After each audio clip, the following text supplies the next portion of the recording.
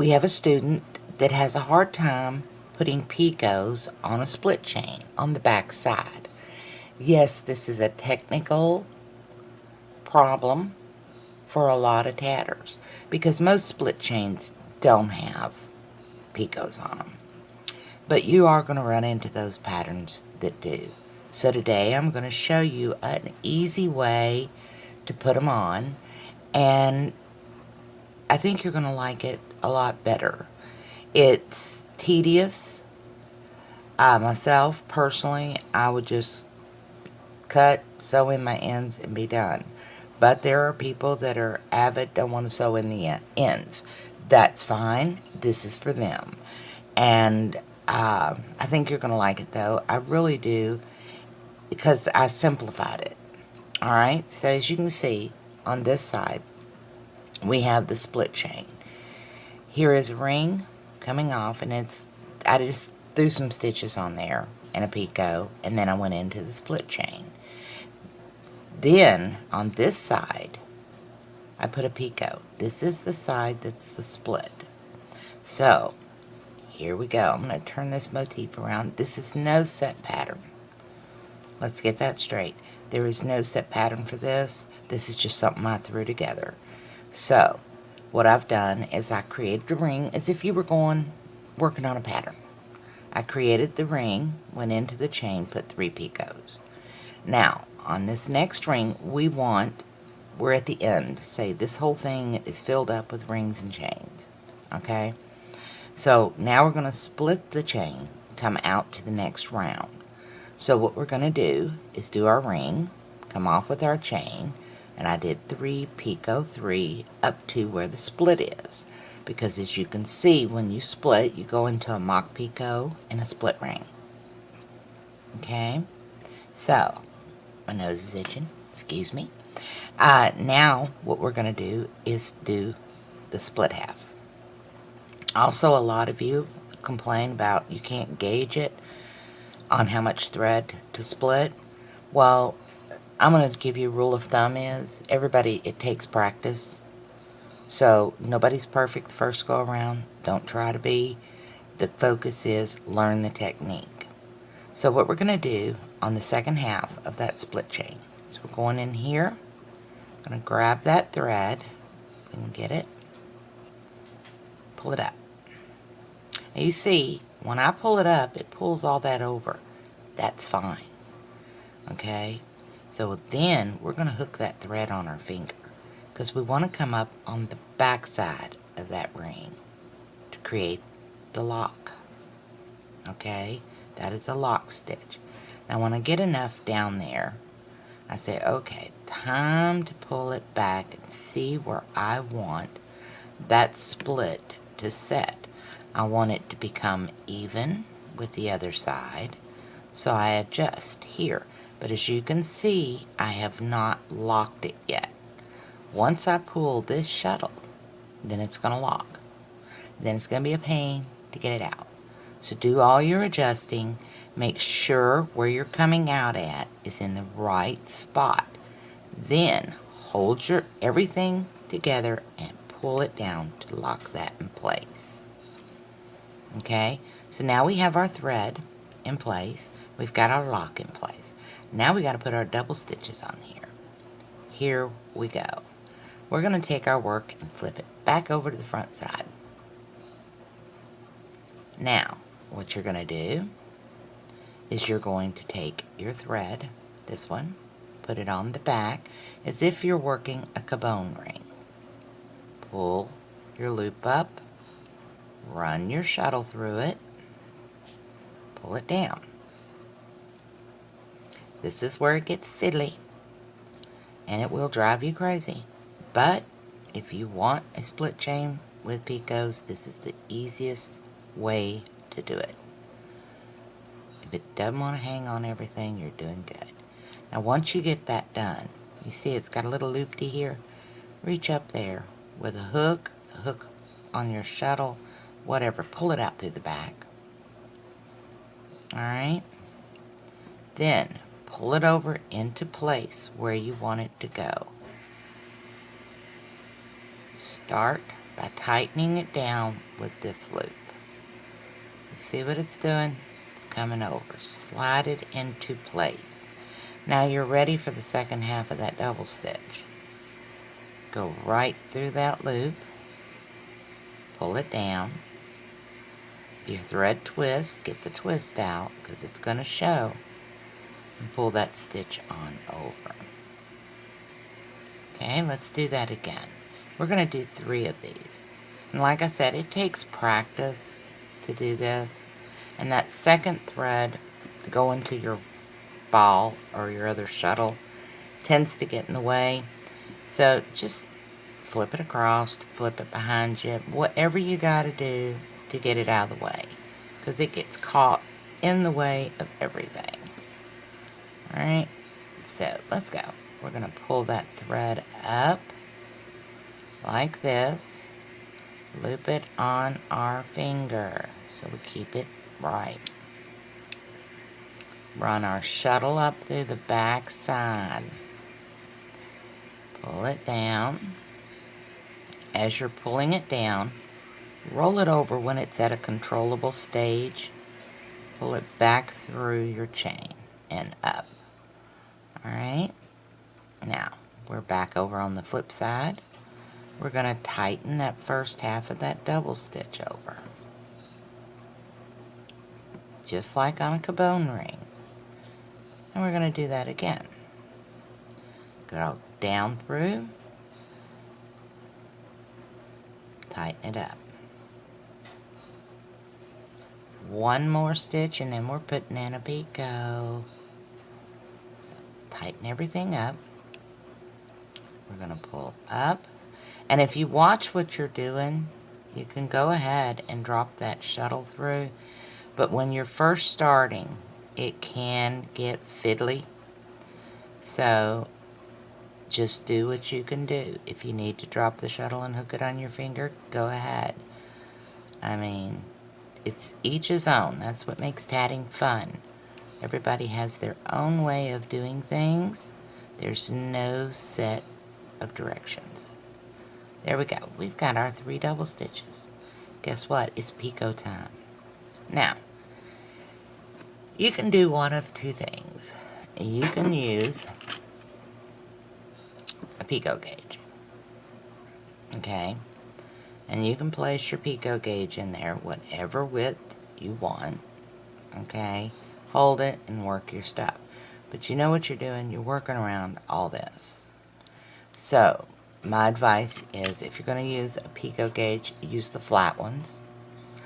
I usually just eyeball my picots, and most tatters do after time, after you get used to it. But it's your choice. Alright, so now we're just going to eyeball this one because I'm not going to fight with all that on video. So we're going to put in another double stitch.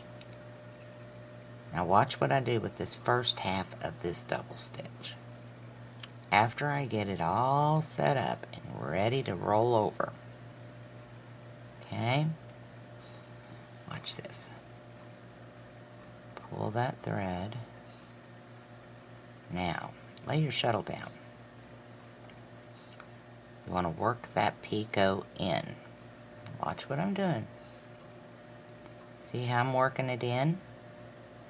Okay, before you close that picot, put it in the pinch. Now, run your shuttle. See how we've got it? Back up through here. Pull it down. Tighten in that double stitch. And then pull it over. Now, I went in on the wrong side of that loop, didn't I? I sure did. Sorry about that, guys. Like I said, we all make mistakes. So let's try this again. We want to go in the front side of that loop, not the back side, because we're working on the other half of that double stitch. Alright, let's go down through that loop. And you want it to look like a double stitch. Now you see that picot's got gone because I got fiddly with it. Now before you lock everything into place, adjust, adjust, adjust. You've got a hook, use your hook. It makes it easier. Here's your picot right there. You see it? Pull this one down some. Right here is your picot. Alright? So, grab it, set it, lock it down. Now that picot's there. Slide it over. We have our picot. Like I said, this is fiddly, fiddly, fiddly. But it's the easiest way to get one in is if you turn your work over and then work from the front side. It'll be a lot easier to get it in. Because working from the back side, what happens is you're working this way. And it's not a rhythm that your brain can grasp. And you're going to be constantly ripping it out and losing that picot. Okay, so it's better if you turn your work. Alright, now we want to continue on with our other 2 double stitches. Remember, we've got our picot in. It's not going nowhere. It's going to dance, you know, flip around, do its thing as you're working with the thread. But it's not going nowhere. I think I'm a little bit swollen this morning. That's alright.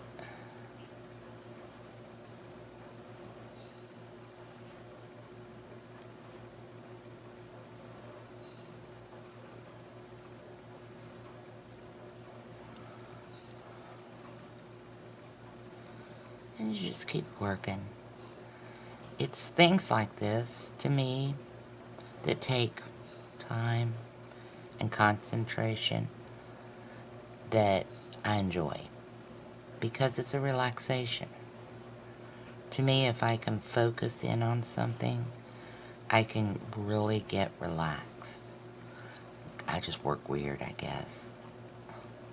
I don't know. But it is relaxing to me. Now here is our last double stitch we're putting in. Alright?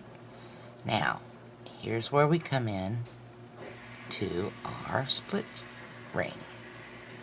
Everything's adjusted. We have a picot on each side. One here, one here. Now we're going to go into our split ring. And our mock picot. That makes our 3rd picot on this chain. So, we're going to go with our first half of that double stitch. Bring it down to where it looks just about the same as those other picots. Then, bring in that second half and move on. The rings on here were 6 picot 6. So, the chains were 3 picot 3, picot 3, picot 3. Alright, losing count here.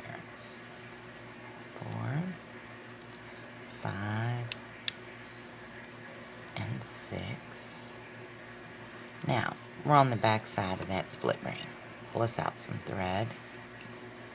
What I like to do when I'm stretching my rings, especially with Elizabeth thread, you know how it's got that twist in it? I hold it up, pull that ring, it automatically pulls the twist out. Solves 2 problems in one. Now, this is going to be the other half of that chain. Oh, that split ring, sorry.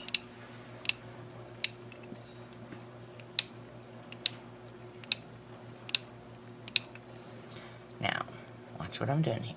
I'm going to move the motif out of the way. And we're going to go with our second half. Now, when you pull that up, watch, see how I'm lining that? So that this half and this half is about the same. And you just tighten it if need be. Pull that second half over.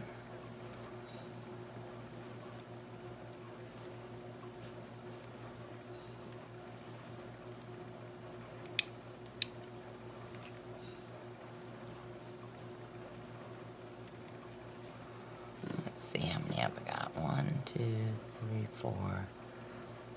1, 2, 3, 4, 5. And this one is 6. Now remember the second half of the split ring, is done starting on the second half of the double stitch. Remember, second half split ring, second half double stitch. Easy way to remember. Now we're going to close our ring up, hold everything in the pinch, close it up tight, make it look nice and neat, and there we have it. We've got our split chain with our 3 picots. And it looks similar to this one. So, remember, when you get to this part where you're splitting the chain, reverse your work to make it easier to work that second half with your picot. Now, I hope that helps, and I hope you've learned something today. And I'm very sorry I haven't been able to get any videos up. I've also succeeded in starting an Etsy store as well. I'm carrying tatting bags as well as some tatting supplies. My hope is to carry the most unusual tatting supplies that are on the market. It's going to be a one-stop shop type place, but I want to keep the prices low enough that you don't pay an arm and a leg for things. So I'm not going to advertise my Etsy store here because this is for Georgia's class. And Georgia's classes are something that is free domain for everyone. So I hope you learned something. I hope you have a wonderful day. I'm sorry I haven't been making videos, but I will get back into it. I promise. So until next time, thank you for watching and have a wonderful day. Happy tatting.